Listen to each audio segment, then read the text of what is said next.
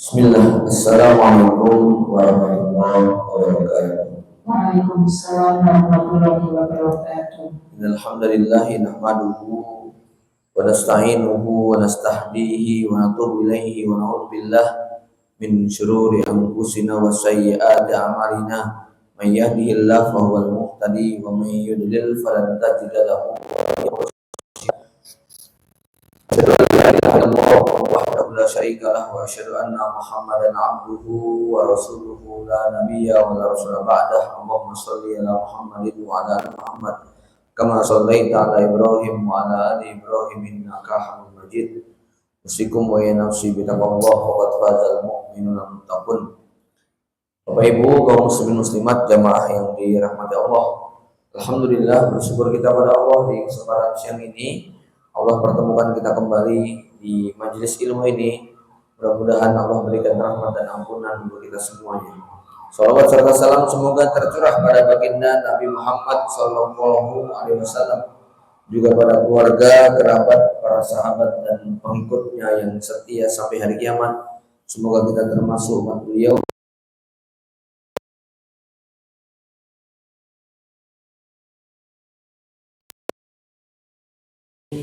Jangan berputus asa dari rahmat Allah Subhanahu wa taala. Surah Az-Zumar ayat 53, Allah memulai dengan kalimat Qul ya ibadi alladzina asrafu ala anfusihim. Sebuah panggilan yang sangat lembut, sebuah panggilan yang begitu halus, sebuah panggilan yang begitu mesra dari Allah sang pencipta untuk hambanya. Ya, Allah menggunakan kalimat wahai hamba-hambaku yang telah berbuat aniaya, melampaui batas pada dirinya. Ini panggilan buat orang-orang yang terjerumus di dalam dosa, terjerumus di dalam beban yang berat, baik itu beban kehidupan,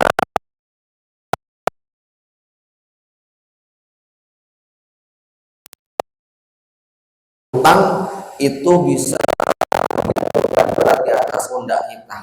Ya.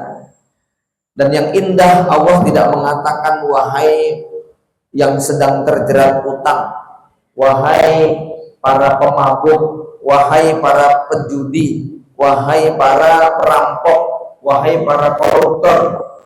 Walaupun yang dimaksud adalah itu, ya, yang dimaksud adalah orang-orang yang terjerumus dalam dosa besar.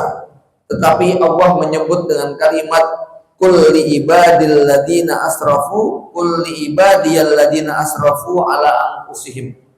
Katakanlah kepada hamba-hambaku yang mereka asrafu ala anfusihim, melampaui batas diri mereka.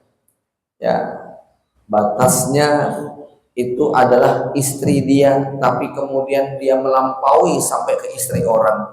Batasnya itu adalah harta dia, dia melampaui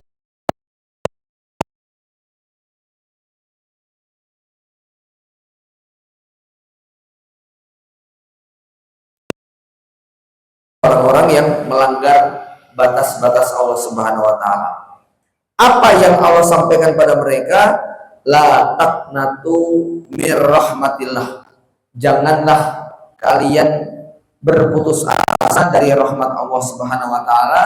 Innallaha yaghfiruz dzunuba jami'an. Sesungguhnya Allah akan mengampuni dosa-dosa semuanya. Innahu huwal ghafurur rahim. Sesungguhnya Allah Maha Pengampun lagi Maha Penyayang. Bapak Ibu sekalian, ayat ini mengawali pembahasan kita yang berjudul jangan berputus asa dari rahmat Allah. Kita sangat sedih dan berduka. Sekitar 2-3 pekan silam, berita yang terjadi di Jawa Barat, seorang ibu dengan tega kemudian menghabisi nyawa 2 orang anaknya sebelum dia akhirnya juga menghabisi nyawanya sendiri. Beban hidup yang berat,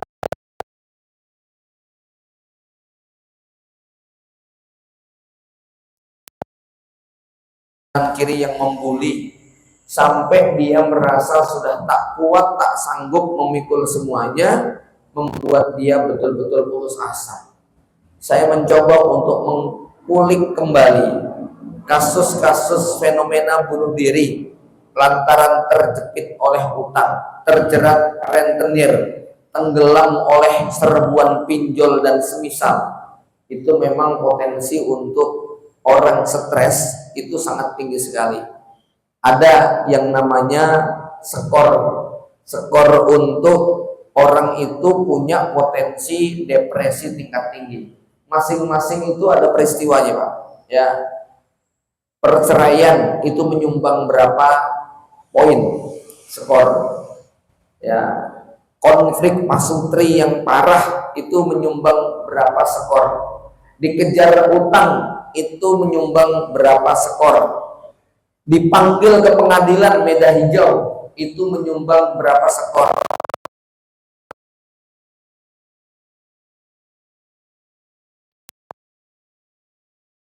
Perhitungannya, jangan bisa klik gitu ya. Kemudian di PHK itu menyumbang berapa skor. Yang kurang lebih kesimpulannya, kalau seseorang dalam waktu 1 tahun kok dia mencapai angka 300, itu potensi untuk stres, depresi, bahkan bunuh diri itu sangat besar. Gitu ya. Ini penting untuk dipahami. Dan yang paling banyak menimpa itu memang laki-laki, Pak. Walaupun kalau percobaan bunuh diri itu banyak menimpa kepada perempuan, karena perempuan itu memang lebih banyak menggunakan rasa, ya. Mungkin tidak, mereka lebih banyak berkata-kata, tapi tidak berani untuk mengeksekusinya. Tapi kalau laki-laki itu agak ngeri. Saya pernah kedatangan seorang ibu yang menangis menceritakan kakaknya tadi malam tahajud, sholat subuh jadi imam, lah kok jam 8 bunuh diri.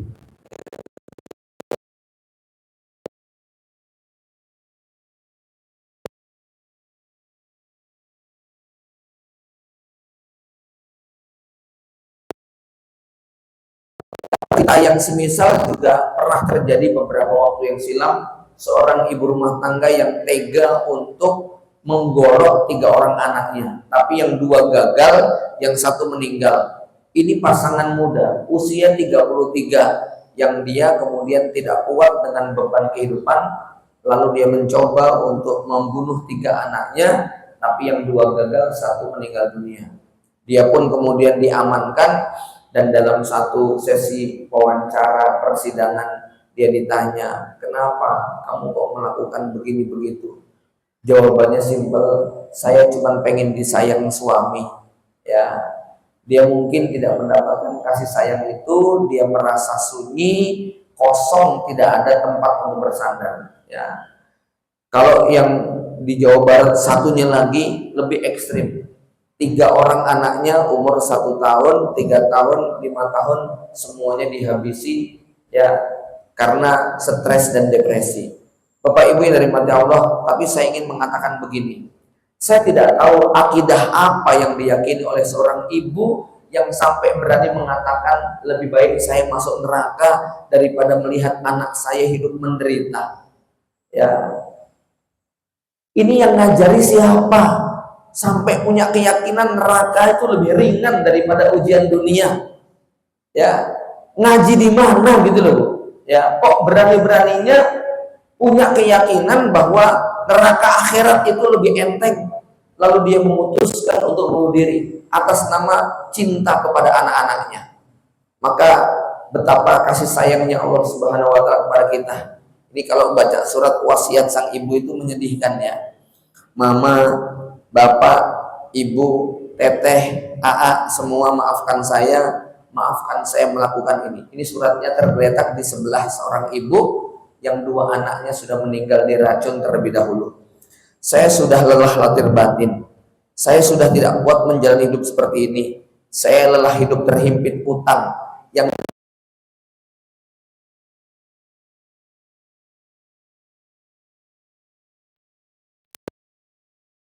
asalnya. Saya lelah punya suami yang hanya besar omongan dan penuh kebohongan. Tidak ada kesadaran. Saya lelah terus disakiti. Padahal orang lain sudah mengucilkan. Banyak yang membicarakan. Banyak yang merasa jijik. Sementara saya merasa tidak bersalah. Punya suami malah makin banyak bohong dan utang. Capek selalu dibuat. Capek, E-nya banyak sekali. Gitu ya. Saya pikir kalau saya dan anak saya mati, mungkin suami saya baru sadar. Kalaupun tidak sadar, ya udah. Yang penting tidak mengsarakan anak-anak saya.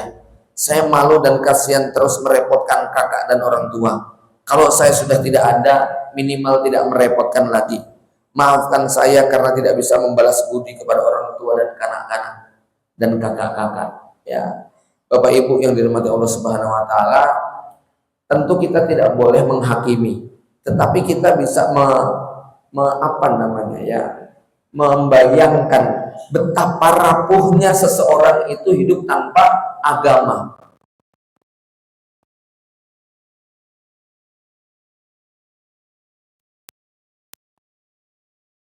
Mengisi hidupnya dengan majelis ilmu, pasti hidupnya akan disetir oleh perasaannya, tidak dibimbing oleh Allah dan syariatnya. Ini pentingnya para ibu-ibu, ya, para ummahat untuk mengisi pikirannya, hatinya dengan ayat-ayat Allah Subhanahu Wa Taala. Sebab kalau tidak, potensi rapuh itu sangat besar sekali. Apalagi kemudian diuji dengan kondisi suami yang tak sesuai ekspektasi. Ya, Bapak Ibu yang dirahmati Allah, maka kita perlu ingat satu firman Allah Subhanahu Wa Taala, wala tayasu mir rauhillah, janganlah kalian berputus asa dari rahmat Allah. Sesungguhnya tiada yang berputus asa dari rahmat Allah kecuali orang-orang kafir.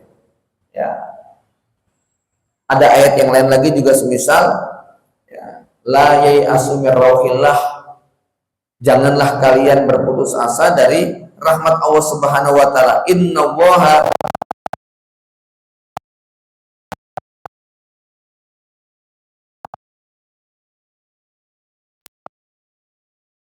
ini sudah dilakukan, maka ini dosa yang walaupun cuma sekali dilakukan, tapi kalau dampaknya bunuh diri, maka dia akan menutup peluang kebaikan. Jadi ini satu-satunya dosa yang kalau dilakukan oleh seseorang dijamin tidak akan melakukan dosa lagi, ya, karena udah mati gitu ya. Tapi sekaligus menjadi penyesalan yang tidak ada pintu taubat bagi dia. Ya, apakah orang yang mati bunuh diri punya peluang masuk surga? Ya, bunuh diri tidak sampai kafir memang. Bunuh diri itu tidak sampai mengeluarkan seseorang dari Islam. Tetapi ini di akhirat panjang. Kenapa? Jelas-jelas su'ul khotimah. Adapun harapan masuk surga mungkin ada kalau dia punya amalan istimewa yang pernah dia lakukan semasa hidupnya, gitu kan? Ya.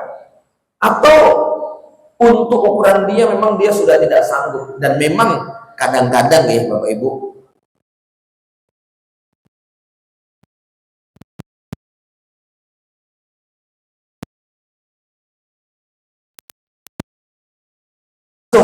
misalnya seorang muslimah mau diperkosa, gitu kan, di kereta api dia mau diperkosa, maka untuk menyelamatkan kehormatannya dia boleh loncat dari kereta, ya, kemungkinan mati tapi kan masih ada kemungkinan hidup, begitu loh ya. Misalnya jatuh di semak-semak kan masih ada kemungkinan hidup, atau dia nekat melawan para pemerkosa yang semuanya pada megang pistol ataupun senjata api yang kemungkinan besar mati. Ini kan bunuh diri secara teknis, gitu kan ya, secara hakikat, walaupun apa, tidak langsung, enggak. Artinya apa? Ada yang membolehkan bunuh diri dengan kondisi ketika kehormatannya mau dinistakan, tapi tidak boleh dengan cara yang sifatnya langsung. Misalnya dia dengan melawan, itu kemungkinan mati, atau dia lompat dari ketinggian karena dia membawa sebuah rahasia penting yang kalau dia mati maka resikonya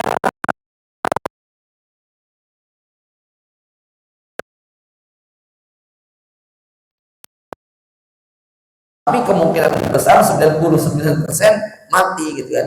Tapi kan lain, kemudian dia minum racun atau membunuh dirinya dengan menusuk bagian dada. Ya. Jadi seandainya ada ulama yang bolehkan, maka tidak boleh secara langsung. Dan bukan disebabkan karena putus asa, bukan disebabkan harapan kepada Allah Subhanahu wa taala, tetapi terjadi karena memang ada bahaya yang lebih besar daripada kematian dia. Dan dia itu bukan benci kepada kehidupan dia, justru dia sangat sayang kepada nyawanya. Termasuk sebagian fatwa ulama yang membolehkan para pelaku jihad yang tidak ada cara lain kecuali dengan melilitkan bom di tubuhnya, lalu diledakkan di tengah musuh yang sedang berkumpul, dan musuh itu betul-betul musuh yang memang berbahaya. Dengan begitu, itu sebagian ulama membolehkan. Dia bukan bunuh diri, dia bukan benci hidup, dia bukan putus asa, justru karena dia ingin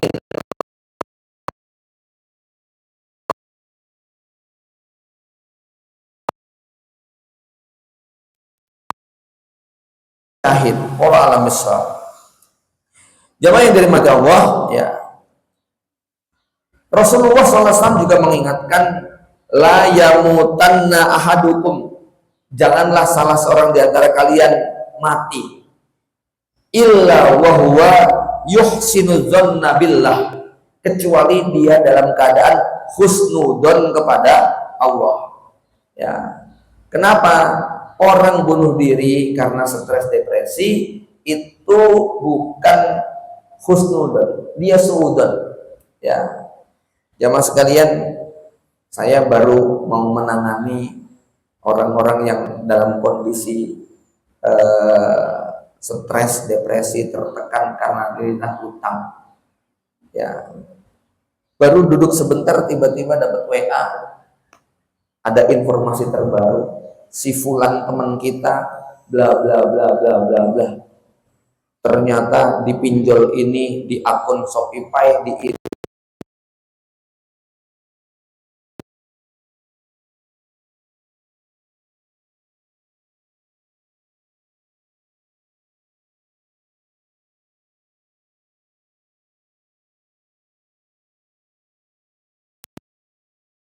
nggak jauh dari tempat ini, ya, bermula dari 500.000 rupiah, tapi pinjol bu, 500.000, 1 bulan jadi 700.000, nggak punya duit, bongkar lagi, pinjol lagi, dapat 1 juta, 700-nya dipakai buat bayar, 300-nya dimakan, bulan depan berubah jadi 1,5 juta, ya, pinjem lagi 2 juta, 500-nya kemakan, 1,5-nya buat bayar, bulan depan naik jadi 3 juta, 2.800.000, ya, pinjem lagi 3 juta, terus dalam waktu kurang dari 1,5 tahun sudah hampir 40 akun yang dia buka, hutangnya sudah menembus angka 150, istrinya sudah pengen bunuh diri, semua asetnya sudah terjual, dan dia nggak ngerti bagaimana jalan keluar. Waliyazbillah.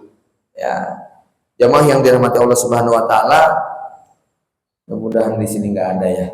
Ya, mudah-mudahan Allah selamatkan kita dari ujian-ujian semacam ini. Tapi saya ingin katakan begini, seandainya ada yang mengarang semacam ini, maka ayat Az-Zumar 53 tadi,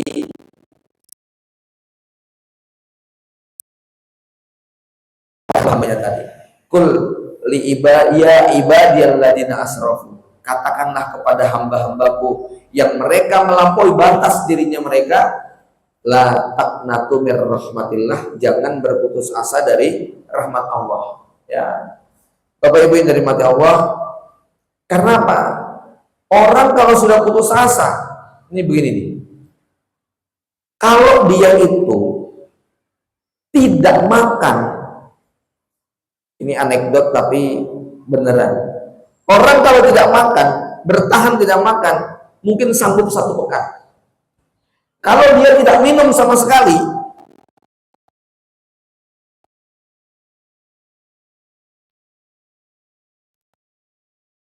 Tapi kalau dia itu tanpa harapan, mungkin hanya bertahan 4 detik. Detik pertama naik lantai 10, detik kedua buka jendela, detik ketiga loncat, detik keempat begitu loh, ya, selesai hidupnya. Ya, penting ini Pak, hidup dengan harapan. Maka orang yang berdoa itu sejatinya orang yang penuh dengan harapan, sebab doa itu adalah jembatan yang menghubungkan antara satu harapan dengan harapan berikutnya. Jadi kan kalau sudah nggak punya harapan, apa masih mendoakan?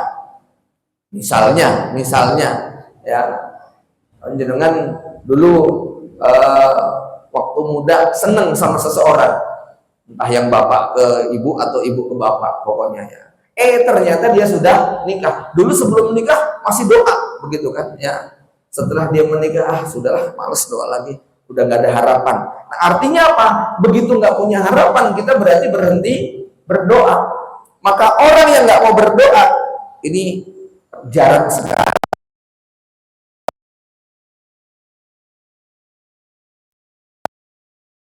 Tidak punya harapan, ya. Maka jemaah yang dirahmati Allah, ini hal yang penting untuk kita pahami, bagaimana kasih sayang Allah Subhanahu wa taala kepada kita, ya.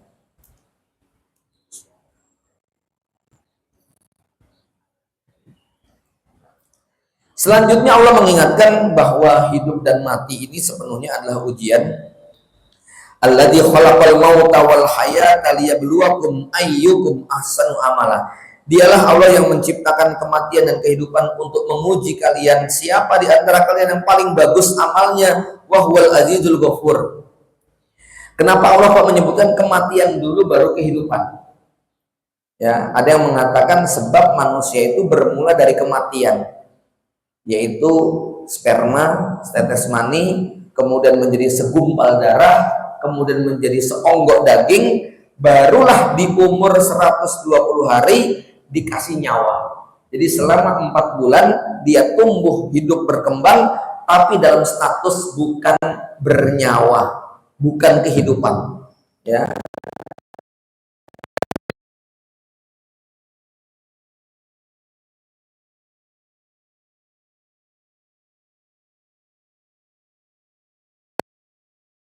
Tapi kalau dia keguguran umur 5 bulan, maka diperlakukan seperti mayit, bahkan diakekohi karena sudah lahir, dikasih nama walaupun langsung dikuburkan.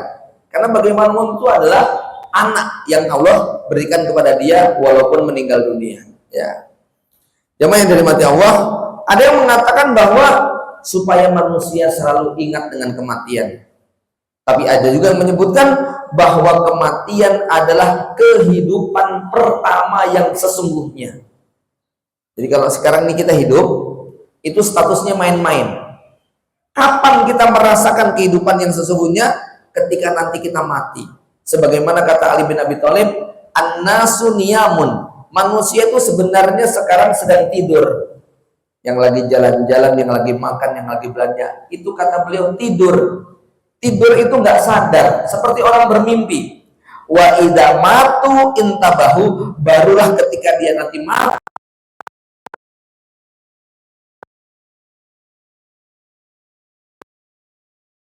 statusnya main-main, ya. Jadi orang kaya ternyata cuma sandiwara karena nggak lama. Jadi orang miskin susah juga sebenarnya sandiwara karena nggak lama.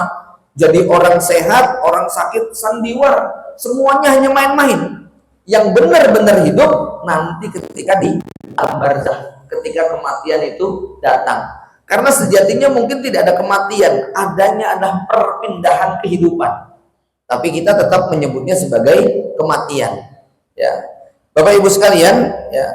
Jadi barulah nanti setelah kematian, inilah kehidupan pertama yang besok kemudian di akhirat kita akan hidup selama-lamanya tanpa ada kematian, ya.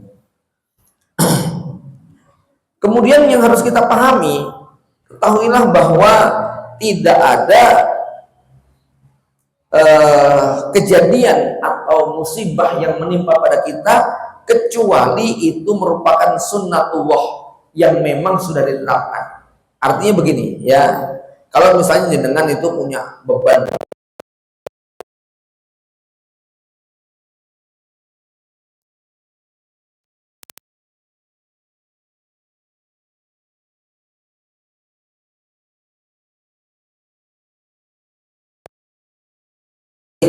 ujian di dunia politik dan sebagainya, maka Anda bukan orang yang pertama kali merasakan ujian itu di muka bumi. Sudah ada orang-orang yang sebelumnya. Artinya Allah ingin menegaskan apa? Ya, nek bahasa Jawanya apa? Akeh tunggale mas, gitu loh ya. Kamu nggak usah merasa paling menderita. Sudah banyak orang-orang yang lebih berat ujiannya daripada kamu. Ya, jemaah sekalian, Allah menyebutkan apa? Walan tajida li sunnatillahi tahwila, walan tajida li sunnatillahi tabdila. Yang demikian itu merupakan ketetapan bagi para rasul yang kami utus, dan engkau tidak akan mendapati perubahan atas ketetapan kami. Ya memang sudah ditetapkan, pokoknya kehidupan ya kayak begini. Dunia ini sebentar, sebentar nangis, sebentar tertawa, sebentar bahagia, sebentar kecewa, sebentar memiliki, sebentar kehilangan. Ya tidak, ya, sebentar sehat, sebentar sakit. Sehingga ada ulama yang mengatakan 8 keadaan yang setiap kita tidak mungkin punya: senang, susah, bahagia, kecewa, sehat, sakit, memiliki, kehilangan. Dan sekali lagi, psikologis manusia itu secara rasa itu sama, mau yang paling ganteng sampai yang paling jelek, yang paling kaya maupun yang paling miskin, yang paling berkuasa maupun yang rakyat jelata, semuanya mengalami rasa yang sama. Rasa senang, rasa susah, rasa memiliki, rasa kehilangan, dan seterusnya. Sama, cuman mungkin beda angkanya. Jenengan itu sudah gembira kalau sebulan 3 juta, tapi ada yang masih menderita walaupun sehari 3 juta, gitu loh ya. Jadi ada yang bilang ya, daripada sebulan 3 juta mengeluh, mendingan sehari 3 juta bersyukur, gitu ya.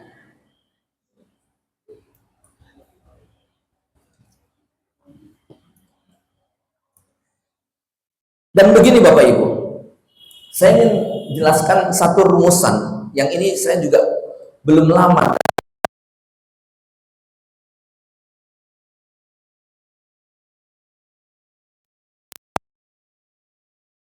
Illa wus'ah.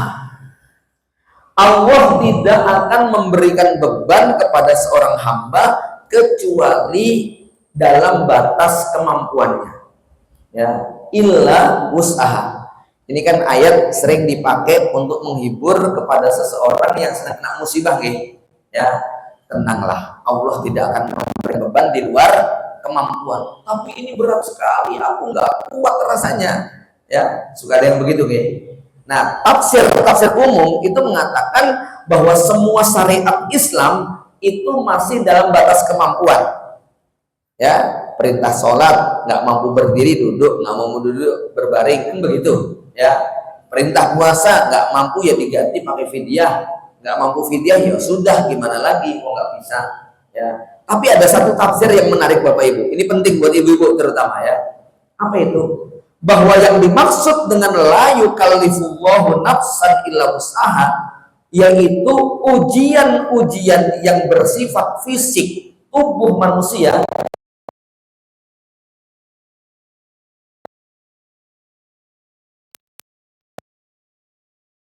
mesti pingsan. Nggak mungkin jenengan akan dipaksa berdiri sampai berhari-hari tanpa minum, tanpa makan, terus begitu. Nggak mungkin. Nek nggak kuat mesti pingsan. Ibu-ibu melahirkan, sakitnya luar biasa, nggak kuat pingsan. Seseorang disiksa dalam penjara, nggak kuat pingsan, dan begitu. Ya. Artinya tubuh itu ada batas kadar kemampuan untuk menahan rasa sakit. Kalau sudah nggak kuat mesti pingsan. Ya, ini yang dimaksud. Tetapi kalimat la yukallifullahu nafsan illa wus'aha tidak berlaku pada ujian mental dan ujian jiwa. Ya, ini nggak berlaku. Maksudnya apa? Hati kita, jiwa kita pasti kuat menanggung berapapun beratnya beban kehidupan. Ya, sekarang begini, jenengan ditagih hutang sama 10 debt kolektor. Semua orang itu mencaci maki jenengan, menghina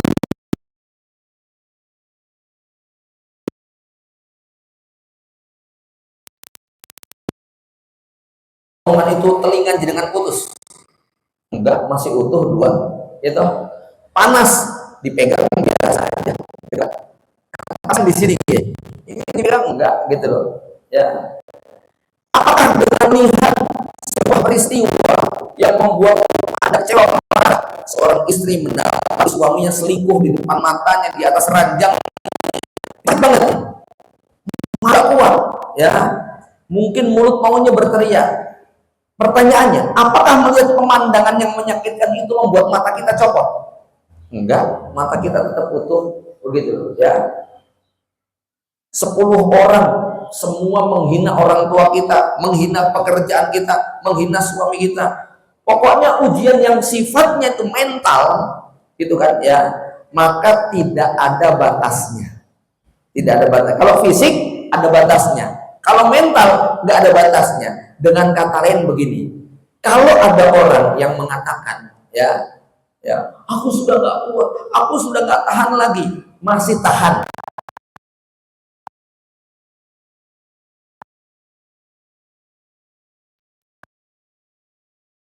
Berat 60 kilo suruh mikul beban 1 ton, itu ya nggak mungkin.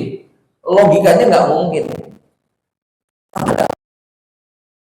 Kehilangan harta semuanya, sudah kehilangan anak istrinya, sudah kehilangan kebun, sawah, ternak, dan pekarangannya, bahkan kehilangan tubuhnya, ya, digerogoti oleh belatung-belatung, badannya habis, semua menghilangkan, tapi dia masih bisa mengucapkan alhamdulillah, alhamdulillah, segala puji bagi Allah. Ada nggak yang bisa ngomong gitu? Ada. Nabi Ayub itu bisa, begitu kan? Ya, artinya apa? Ya, dalamnya lautan ada batasnya, dalamnya hati siapa yang tahu, kan begitu? Ya, atau dalam bahasa lain saya sering mengungkapkan begini: tidak ada satupun peristiwa yang terjadi sejak terbitnya matahari sampai terbenamnya yang tidak muat ditampung di dalam rongga dada kita, asal kita mampu melapangkan, atau kita punya jurus yang namanya lapang dada.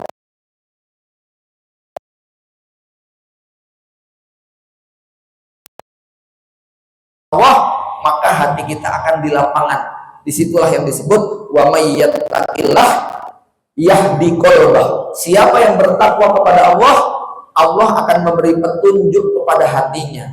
Ya, makanya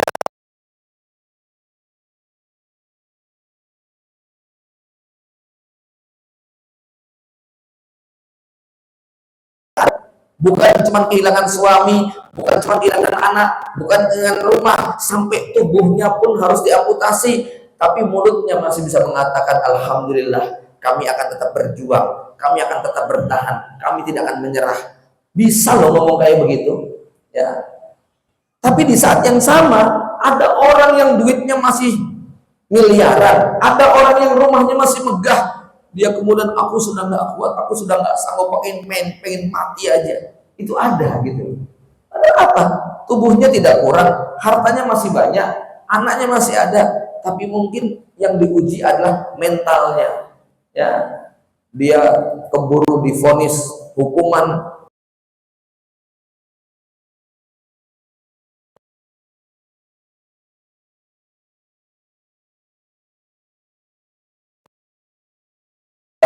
pencabulan ataupun apa ya, penodaan kepada perempuan, ya, menistakan wanita, dan terbukti di pengadilan. Cuman divonis berapa ya, 3 tahun atau berapa tahun begitu di pengadilan, langsung bunuh diri. Ya, coba tanya itu Mujahidin Gaza, hukuman 50 kali seumur hidup, dihukum 4.700 tahun, penjara 5.000 tahun. Ada yang kayak gitu, dihukum gitu lah, senyum aja gitu kan ya. Coba bisa dibayangkan itu. Ini hukuman mati 30 kali hukuman mati, 30 kali penjara seumur hidup. Itu orang-orang Gaza biasa digitukan itu, Bu. Tapi tenang aja, ya sudah dijalani. Ada yang pisah sama istrinya sama anaknya dari bayi, 25 tahun menjalani bebas ya, dibebaskan oleh Hamas. Kemudian dia ketemu sama anaknya yang dulu dia gendong, sekarang gendong dia, gitu kan ya. Dan istrinya masih setia sekali menunggu 25 tahun. Dan itu jumlahnya ratusan ribuan bahkan. Ya,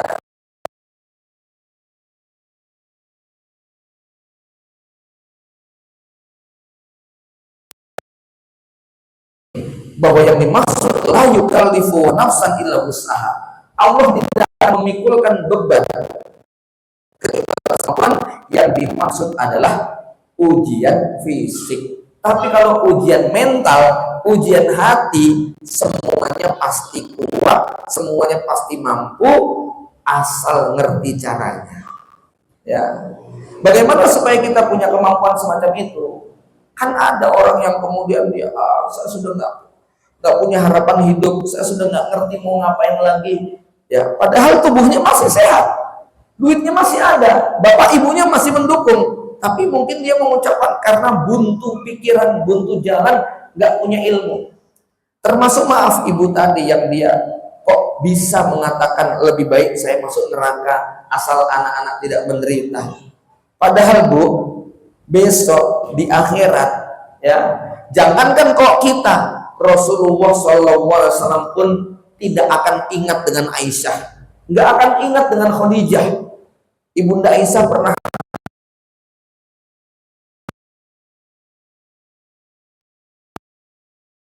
apakah engkau besok di akhirat nggak akan ingat dengan aku? Maka Rasul mengatakan, amma fi salasi mawatin fala yadhkuru ahadun ahada. Adapun dalam 3 keadaan, maka seseorang tidak akan pernah ingat dengan siapapun. 1, ketika sedang ditimbang amalnya. 2, ketika sedang menerima buku catatan kebaikan keburukannya, apakah kiri atau kanan. Yang ketiga, ketika sedang meniti sirat di atas neraka jahanam. Rasul pun nggak ingat dengan Aisyah, Rasul nggak ingat dengan Khadijah, fokus dengan dirinya sendiri. Ya apalagi kita. Maka pada hari itu nggak ada lagi cerita seorang ibu kok ngurusi anaknya. Jangankan peristiwa di padang mahsyar, peristiwa ketika kiamat itu terjadi, kata Allah Subhanahu wa taala, ya, wa taron nasa sukara wa ma hum bisukara inna zalzalatas saah. Sesungguhnya peristiwa kegoncangan kiamat sayun adim. Yauma tarawnaha tazhalu kullu murdiatin amma ardoat. Pada hari itu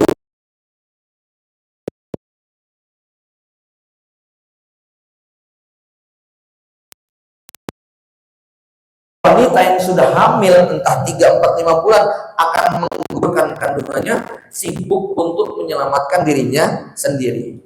Maka nggak mungkin ada orang yang dia akan kuat memikul siksa akhirat lalu dia pilih siksa dunia ya. Sebab yang namanya kita tahu kan, seringan-ringannya siksa di akhirat itu orang mengenakan sepatu yang terbuat dari bara api, kemudian otaknya langsung mendidih. Itu adalah siksa neraka yang paling ringan. Ya. Jemaah yang dirahmati Allah, maka perlu kita punya akidah yang benar tentang kasih sayang Allah Subhanahu wa taala ya. Dan kita perlu membaca kisah umat-umat terdahulu. Saya pernah baca kisah seorang wanita yang dia dalam 1 malam kehilangan seluruh anggota keluarganya karena terjadi musibah banjir bandang. Seluruh hewan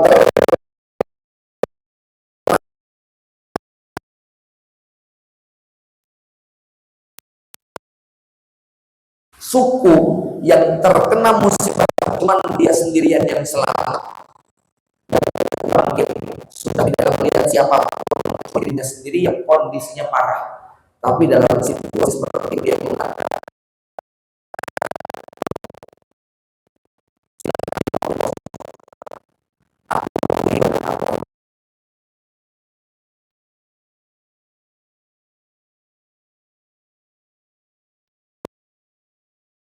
akan lahir dari akidah yang kuat. Ya, jemaah yang dirahmati Allah.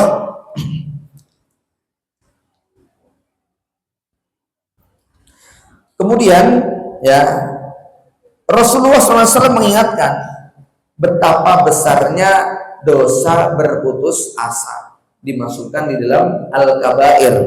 Ya, Rasul ketika ditanya, ya Rasulullah, apa saja dosa-dosa besar itu? Maka beliau mengatakan, engkau menyekutukan Allah dan engkau berputus asa dari rahmat Allah.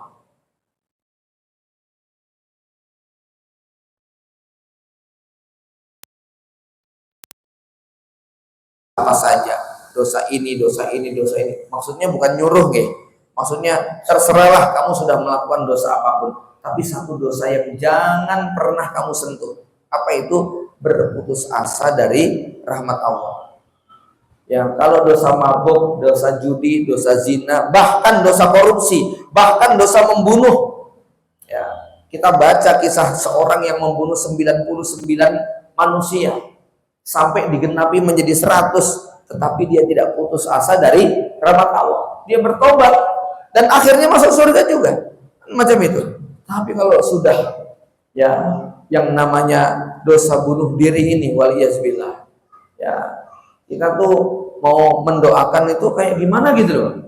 Coba bingung nggak doain orang bunuh diri itu gimana? Semoga husnul khotimah, susah gitu kan ya.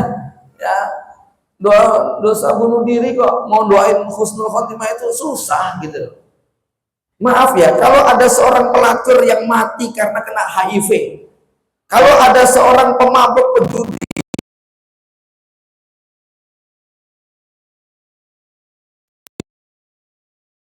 tapi kalau sudah bunuh diri loh Pak, matinya betul-betul diri, itu dia benar-benar berburuk sangka dengan Allah Subhanahu wa taala.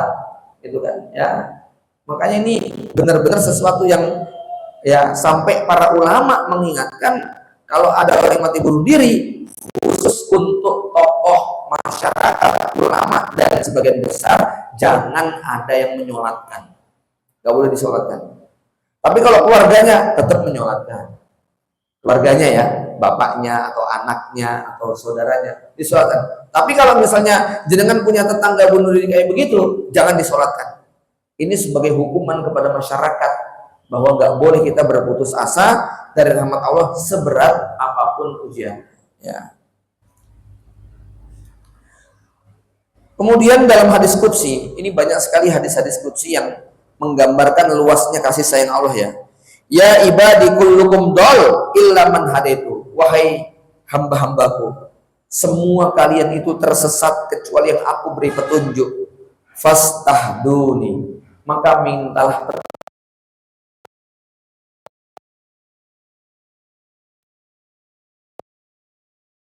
Wahai hamba-hambaku, semua kalian itu lapar kecuali orang yang aku beri makan. Fastat'imuni, maka mintalah makan kepada aku beri makan kamu.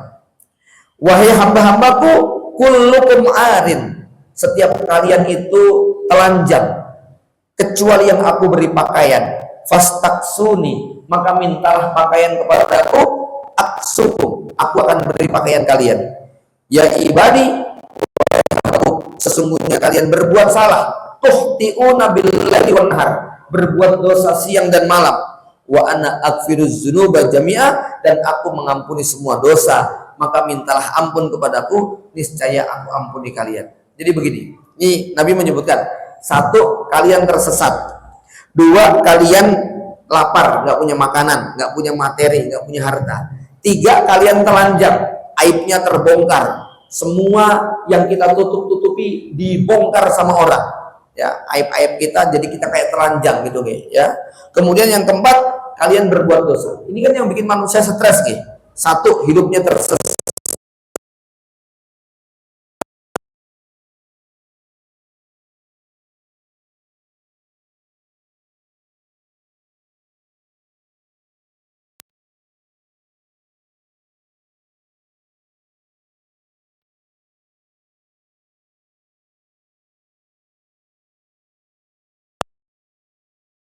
Kepada orang-orang yang seperti ini, Allah katakan apa?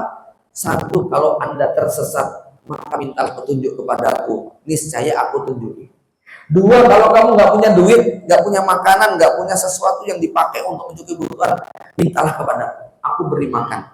Yang ketiga, kalau kamu telanjang, aibmu dibongkar, aibmu diviralkan, ya, foto-fotomu kayak gitu disebarluaskan sampai kamu sempit hidupmu, maka mintalah pakaian kepadaku. Maka salah satu Bapak Ibu di zaman sekarang ya, zaman sekarang nih gampang viral, ya tidak? Tahu-tahu terbongkar, flash disknya keambil, isinya nggak karuan. Ya Allah, salah satu sifat Allah satirul uyub, gitu kan? Satirul uyub, maha penutup aib. Ya.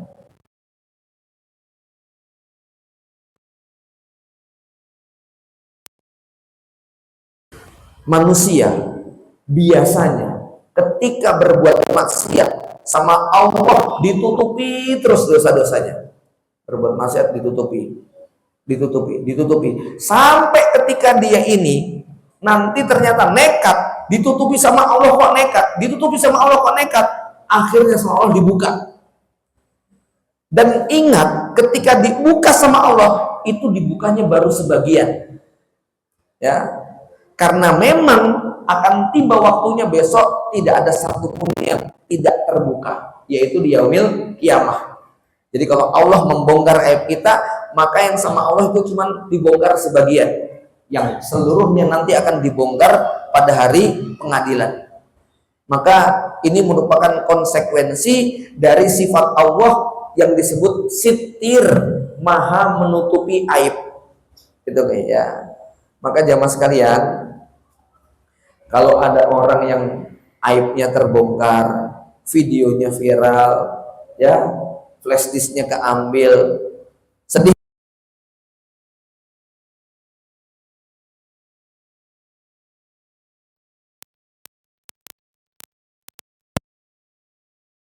sama Allah dibongkar. Nek dibuka semuanya kira-kira gimana? Artinya kalau jenengan itu ada aibnya yang dibongkar sama Allah, mungkin marah, ya, sedih banget, masa lalu kita kok diutik-utik. Tapi ketahuilah bahwa itu hanya sekian persen dari yang sebenarnya. Yang seandainya sama Allah diizinkan dibuka semua, pasti kita lebih malu lagi. Maka ya walaupun sedih tetap harus bersyukur. Bersyukurnya bagaimana? Bersyukur cuma segitu doang yang dibongkar. Ya, ini yang membuat kita tidak boleh apa?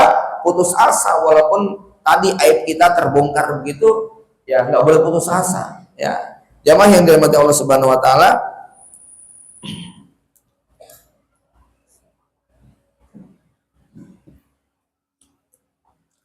Kemudian dalam hadis lain juga disebutkan, ya bani Adam, innaka ma da'autani wa rajautani ghafartu lak. Wahai anak Adam, tidaklah engkau berdoa kepada dan mengharap kepadaku kecuali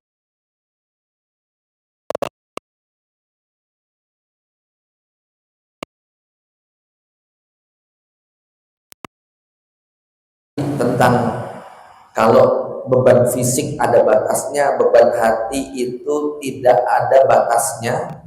Karena sebenarnya kita bisa berubah dari tawa canda menjadi air mata.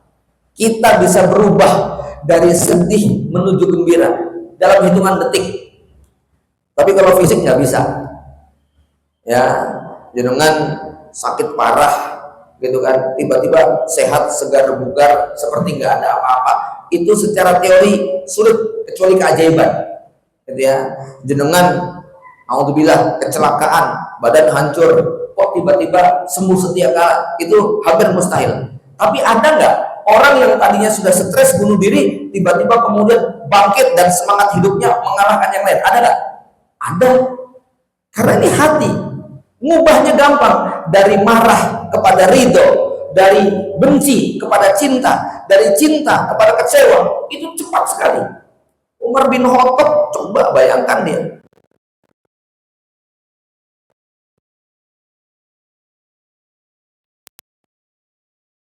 nggak butuh waktu lama, ya.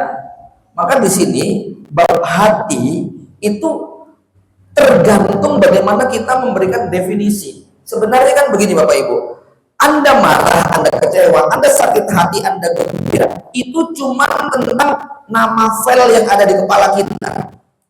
Kalau nama file yang ada di kepala kita itu benar, maka semuanya akan jadi baik.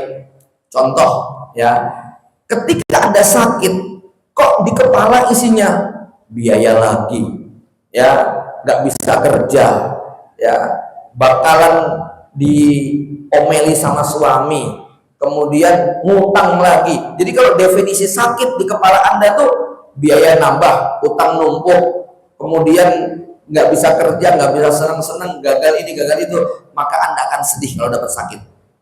Tapi kalau begitu sakit kok di kepala kita, sakit penggugur dosa, sakit bisa istirahat lama, sakit silaturahmi keluarga akan datang menjenguk, sakit membuat orang pada mendoakan, sakit membuat orang pada nitipi amplop.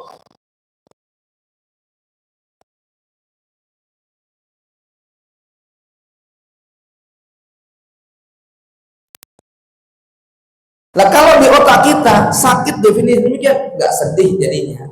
Sama nanti dengan yang lain, tinggal coba ubah definisinya, kan begitu.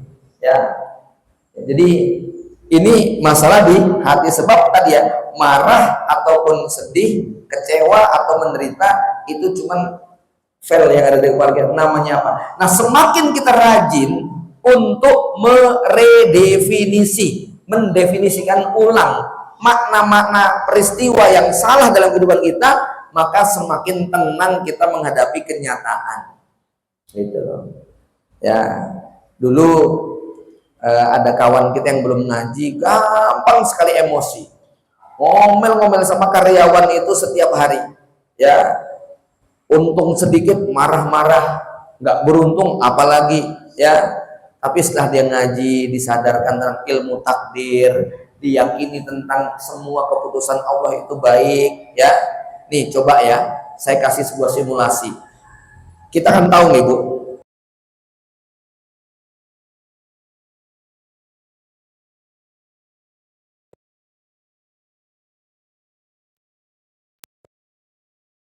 baik atau yang semisal, 3 disimpan atau dicairkan nanti di akhirat, gitu loh.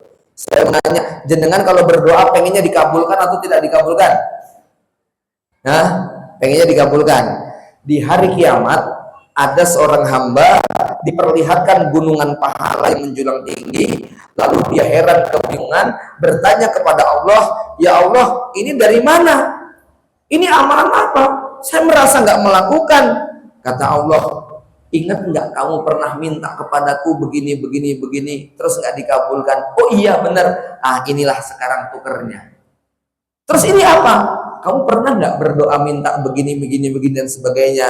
Minta doa punya suami yang soleh, sabar, setia, sayang, saldo selalu ada.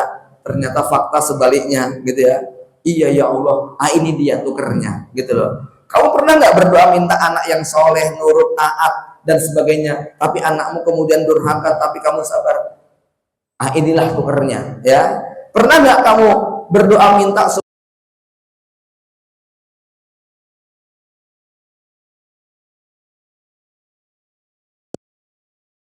maka hamba tadi mengatakan, demi Allah, seandainya aku tahu bahwa doa-doa yang tidak dikabulkan hadiahnya seperti ini, aku meminta agar semua doaku ada yang dikabulkan.